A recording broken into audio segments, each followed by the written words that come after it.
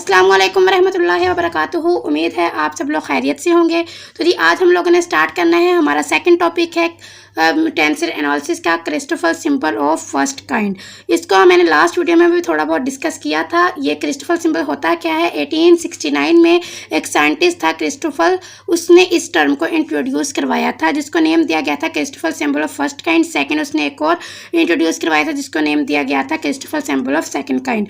अब Christoffel symbol of first kind क्या होता है, ये जो ये वाली टर्म है, ये वाली इस सिंबल, इसको हम लोग कहते हैं क्रिस्टोफर सिंबल। अब इसमें आपने क्या लेना है, 3 साइड्स हैं आई जे के, कोऑर्डिनेट्स 3 हैं हमारे पास, आई जे एंड के इज इक्वल टू 1/2। अब आपने इसमें करना क्या है, जब सबसे पहले आपने फर्स्ट यहाँ पे देखिए क्या है, आई जे एंड के है, इसमें आपने 2 के साथ लगाना है, जी के साथ आपने 2 को लिख देना है और बाकी जो एक बचेगा उसका आपने डेरिवेटिव ले लेना है, जी जे के। अब जे के को आपने यहाँ पे लिखा है तो आप किसके अकॉर्डिंग इसका डेरिवेटिव लेंगे, आई के अकॉर्डिंग, d/dx(i). सेकंड आपने देखें, जब पहले आपने जे के लिखा और आई के अकॉर्डिंग लिया, अब आप लिख लें आई के को लिख लें और जे के अकॉर्डिंग उसका डेरिवेटिव ले लें। नेक्स्ट आपने आई जे लिखना है और के अकॉर्डिंग उसका डेरिवेटिव लेना है। अब इस फार्मूले में जो मेन आपको याद रखने वाली बात वो ये है आई जे के। तो जब आप आई जे को लिखेंगे और के अकॉर्डिंग उसका डेरिवेटिव लेंगे तब आपने साथ माइनस लगाना है।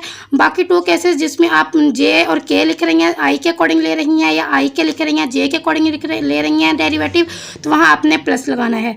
अगर आपको नहीं इस फार्मूले की समझ आई तो मैं अगेन रिपीट कर देती हूँ। एक दफ़ा आपने लेना है आई के अकॉर्डिंग उसका डेरिवेटिव, सेकंड में लेना है जे के अकॉर्डिंग उसका डेरिवेटिव, थर्ड में लेना है के अकॉर्डिंग, और बाकी उनके अलावा जो कोऑर्डिनेट बच जाएंगे वो आपने यहाँ पे लिखने। आई के अकॉर्डिंग आपने लिया, क्या बचा, जे एंड के, तो यहाँ पे जी जे के यहाँ पे आ जाएगा। जब आप जे के अकॉर्डिंग डेरिवेटिव लेंगी, पार्शियल डेरिवेटिव है ये, तो यहाँ पे क्या आएगा, आई के, और जब आप के अकॉर्डिंग पार्शियल डेरिवेटिव लेंगे तो यहाँ पे आएगा आई जे। और जब आप देखें यहाँ पे आई जे है, फर्स्ट 2 वाला जब आप लेंगी, फर्स्ट 2 को यहाँ पे लिखेंगे और नेक्स्ट के वाला जब आप लेंगे तो आप यहाँ पे माइनस लगाएंगी।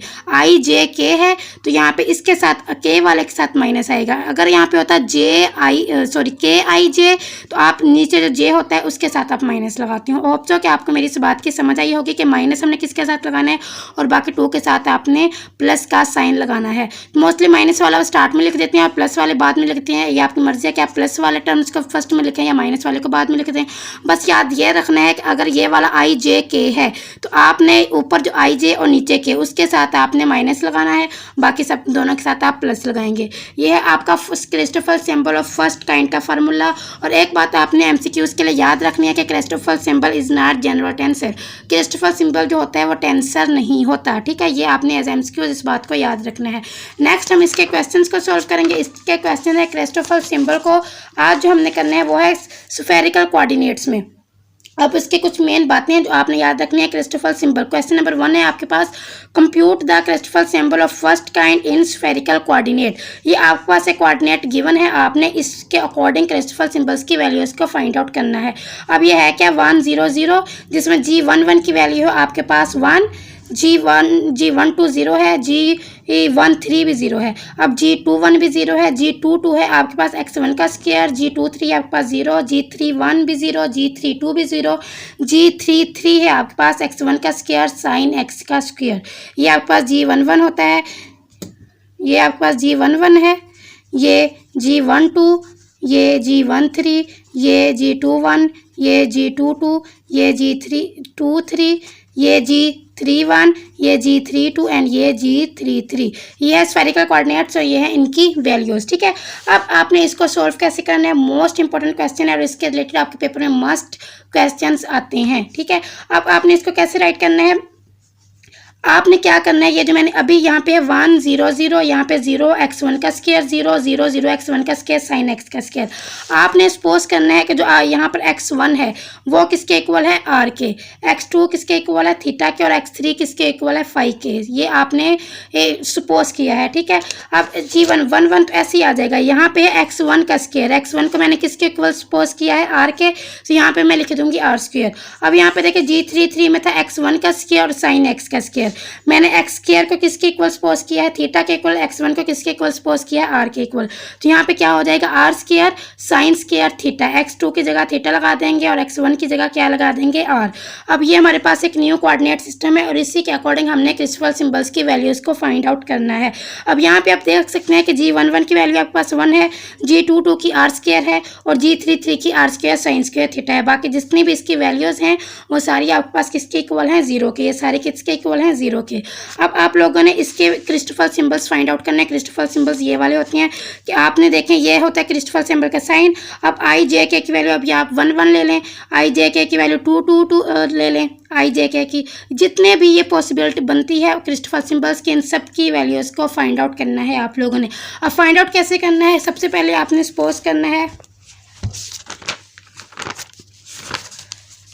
फर्स्ट आपके पास है, आप सपोज कर लें कि आई जे के तीनों की वैल्यू आपके पास सेम है, ठीक है। सेकंड, ये फर्स्ट केस है आपका जिसमें आप ले रहे हैं आई जे के इक्वल हैं। इसकी जो आप आई की वैल्यू लेंगे वही आप के की वैल्यू लेंगे और वही आप जे की वैल्यू लेंगे। अब फार्मूला आपके पास क्या होता है आई जे के का, ये आई जे के का फार्मूला है इक्वल टू 1/2 माइनस जे आई जे के प्लस जे के आई जे। देखें ये जो कोमा होता है, इस कोमा शो करता है कि आपने इसका डेरिवेटिव किसके अकॉर्डिंग लेना है, के अकॉर्डिंग। ये फार्मूला जो मैंने अभी आपको बताया था, ये देखें जे आई जे, इसको हम किसके अकॉर्डिंग ले रहे हैं, आई के। तो आप इसको ऐसे भी लिख सकते हैं, जे के किसके अकॉर्डिंग डेरिवेटिव ले रहे हैं, आई के अकॉर्डिंग। तो कोमा डाल के आप यहाँ पे आई लिख देंगे तो इसका यही मतलब है। मतलब यहाँ पे जिसके अकॉर्डिंग आप डेरिवेटिव ले रहे हैं आप उसको कोमा लगाकर यहाँ पर वो लिख सकते हैं। ये क्या आता है, जे आई के, और इसमें आप डेरिवेटिव किसके अकॉर्डिंग ले रहे हैं, जे के। तो आप यहाँ पे कोमा लगाएंगे और यहाँ पे लिख देंगे जे। ये है जे आई जे और इसमें आप किसके अकॉर्डिंग ले रहे हैं, के। तो यहाँ पे आप कोमा लगा के लिख देंगे के। तो इसका यही ये जो कोमा है ये शो करता है कि ये क्या है, डेरिवेटिव है। तो यही मैंने यहाँ पे लिखा है, जो क्रिस्टोफर सिंबल का फार्मूला था वो मैंने यहाँ पे लिखा माइनस। अब देखें यहाँ पे मैंने फर्स्ट माइनस वाले टर्म को स्टार्ट में लिख दिया। ये आपकी मर्जी है कि आप पहले प्लस वाले टर्म्स को लिख लें बाद में माइनस वाली, या पहले माइनस वाली लिख दें बाद में प्लस वाली। अब आपने करना क्या है, आई जे के है फार्मूले में, तो आई जे अब क्या बचेगा, के। तो आप यहाँ पे किसके अकॉर्डिंग डेरिवेटिव लेंगे, के। अब के आई अब किसके लेंगे, जे के अकॉर्डिंग डेरिवेटिव। तो यहाँ पे कोमा लगा के जे, कोमा लगा के आई, तो क्या बचेगा, जे के।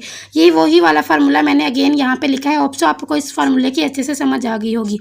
अब हमने करना क्या था, तो ये वाला क्वेश्चन कर रहे थे हम। अब हमने ये फार्मूला आपको समझ आ गया होगा। अब हमने करना क्या था, आई जे के, मतलब आई जे, आप जे की जगह भी आप आई लिख सकते हैं और के की जगह भी आप आई लिख सकते हैं।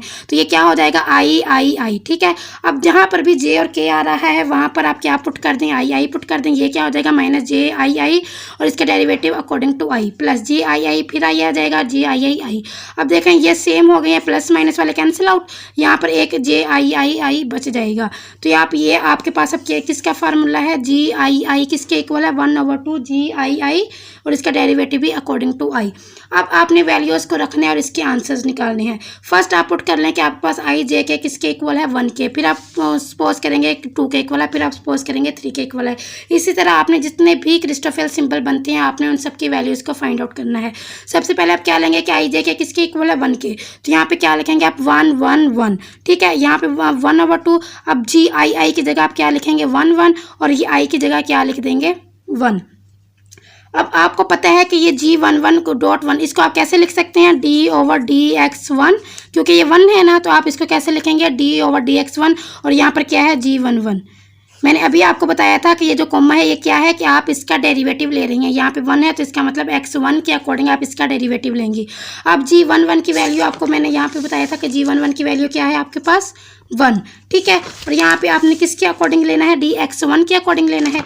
x1 क्या था आपके पास, r के इक्वल था।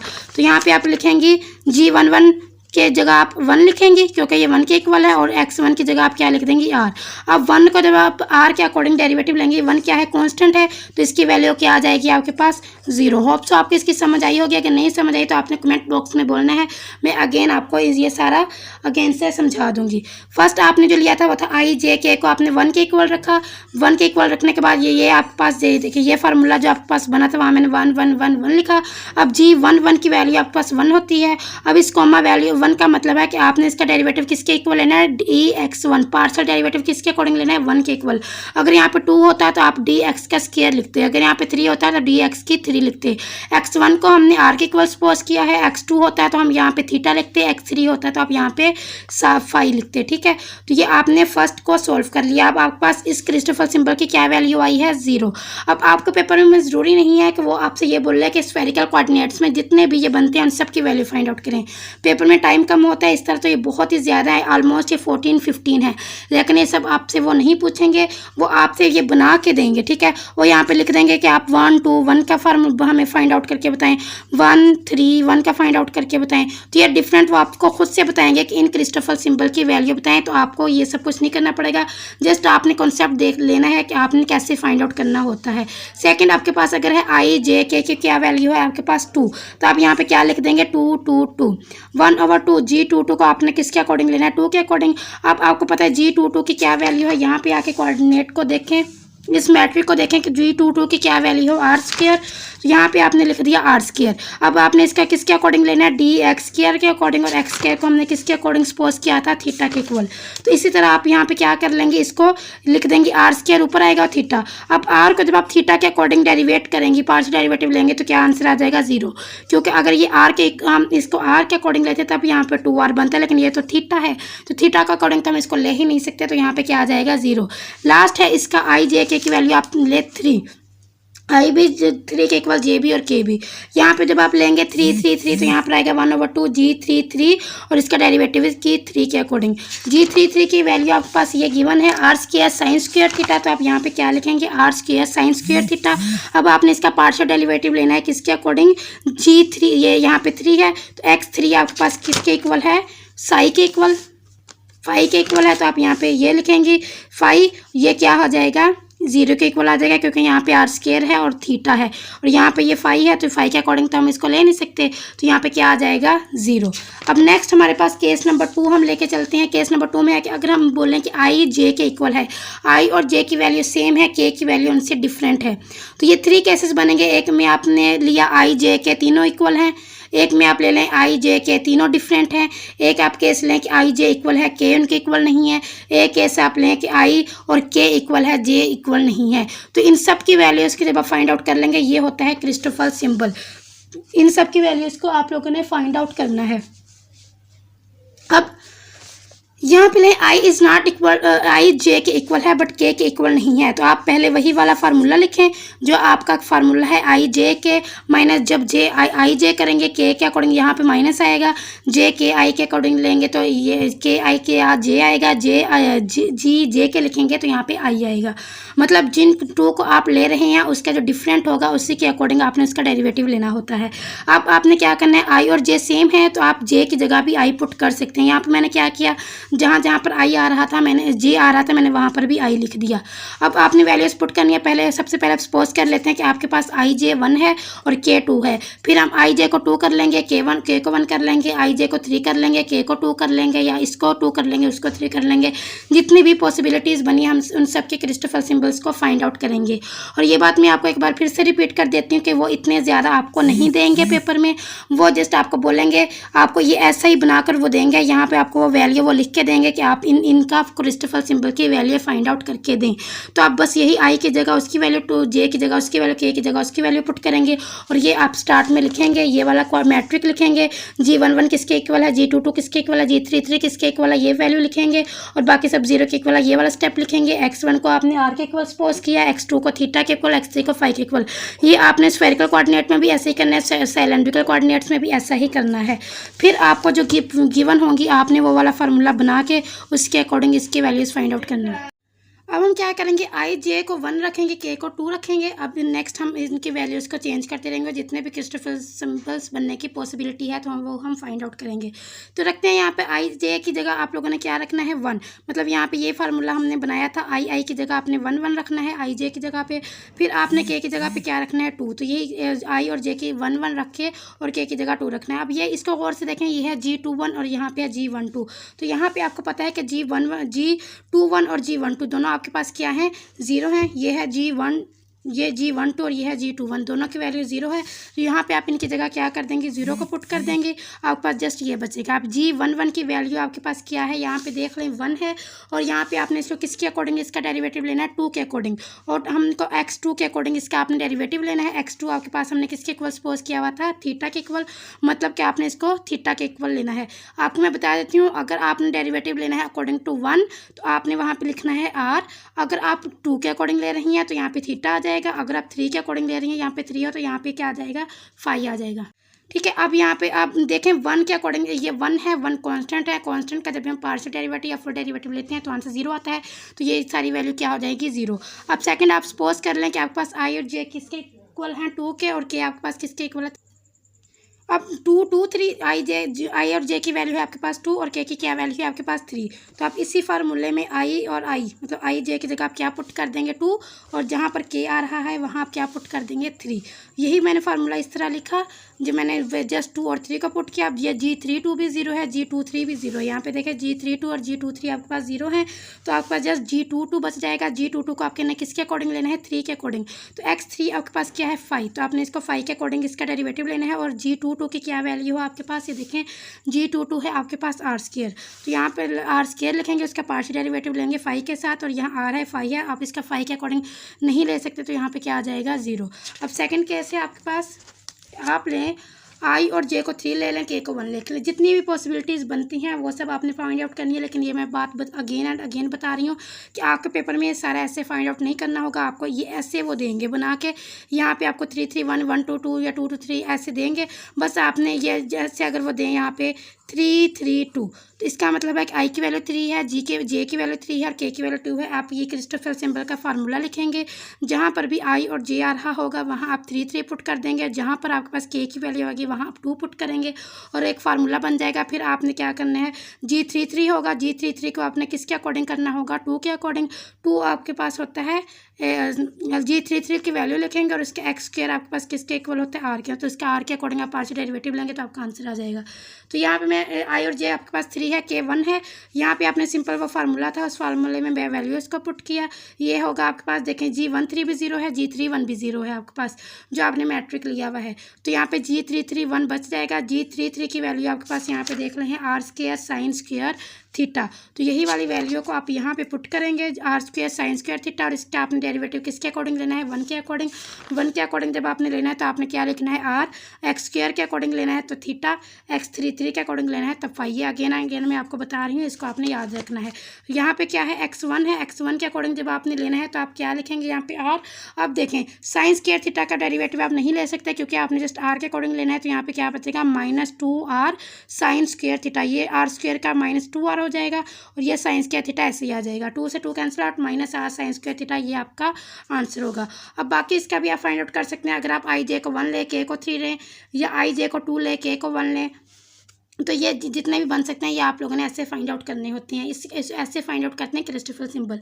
अब हम एक और केस ले लेते हैं, अगर आपके पास आई और जे इक्वल नहीं है, बल्कि आई और के इक्वल है और वो जे के इक्वल नहीं है, मतलब आई और के की वैल्यू सेम लें, जे की वैल्यू डिफरेंट ले लें। अभी तक हमने जो 2 केस किए हैं, फर्स्ट केस में हमने आई जे के की वैल्यू को इक्वल रखा, फिर हमने किया आई और जे को सेम, के को डिफरेंट। अब हम लोग कर रहे हैं आई और के को सेम और जे को डिफरेंट, फिर हम लोग करेंगे आई और जे को सेम, आई और जे और के को सेम और आई को डिफरेंट। इसी तरह आपने जितने भी ये बनते हैं ये आपने फाइंड आउट करने हैं।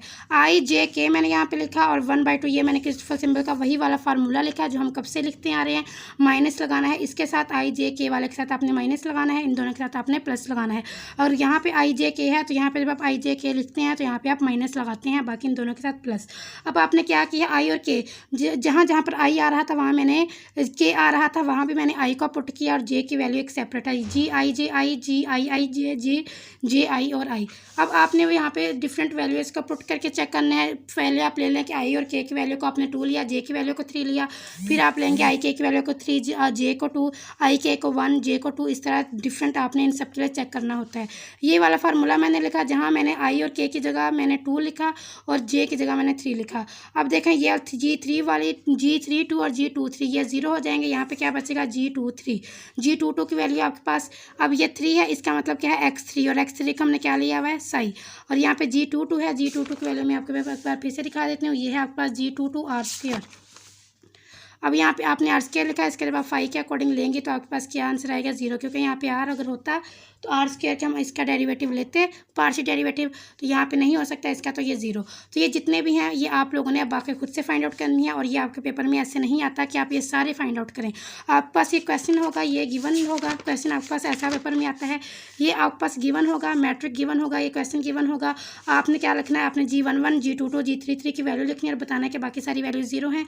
फिर आपने ये बताना है कि x की पावर 1 हो तो वो r है, x की पावर 2 हो तो थीटा है, और x की पावर 3 हो तो फाई है। फिर आपको नीचे ये वाली वैल्यूज़ क्वेश्चन में वो खुद देंगे कि आप ये ऐसे फाइंड आउट करें, G321 ये फाइंड आउट करके दें, G23 ये फाइंड आउट करके दें, G23 या यहाँ पे 3 ही कर लें, मतलब ऐसे डिफरेंट वो आपको क्रिस्टोफर सिंबल्स की वैल्यू देंगे, ये आपने फाइंड आउट करनी होगी। आप सिंपल क्या करेंगे, ये वाला फार्मूला लगाएंगे, जो आपका फार्मूला होता है ये वाला क्रिस्टोफर सिंबल का। फर्स्ट में देखें 3 2 1 है, 3 2 1 का मतलब है कि आई आपके पास 3 है, जे आपके पास 2 है, के आपके पास 1 है। तो यहाँ पे आप ऐसे ही करेंगे, आई की वैल्यू 3, जे की वैल्यू 2 और के की वैल्यू को 1 पुट करेंगे। इनमें से कोई भी 2 टर्म्स आपके पास 0 हो जाएंगी, एक टर्म जो बचेगी उसके अकॉर्डिंग आपने डेरिवेटिव लेना होगा, पार्शियल डेरिवेटिव। अगर वह G11 है तो यहाँ पे 1 आएगा, G22 है आर स्क्वायर आएगा, G33 है तो R square sine square theta आएगा। अगर नीचे x1 हुआ तो आप उसका r के अकॉर्डिंग लेंगे, x पावर 2 हुआ तो थीटा के अकॉर्डिंग लेंगे, x की पावर 3 हुआ तो साई के अकॉर्डिंग आप उसका डेरिवेटिव लेंगे। तो ये होता है Christopher symbol of first kind. Hope so आपको इसके अच्छे से समझ आई होगी। अगर आप मेरे चैनल पे न्यू हैं तो काइंडली मेरे चैनल को सब्सक्राइब करें, लाइक करें और कमेंट बॉक्स में बताएं कि आपको Christopher symbol of first kind की समझ आई है या नहीं आई। और अपना बहुत सारा ख्याल रखिएगा। अल्लाह हाफिज़, जज़ाकल्लाह।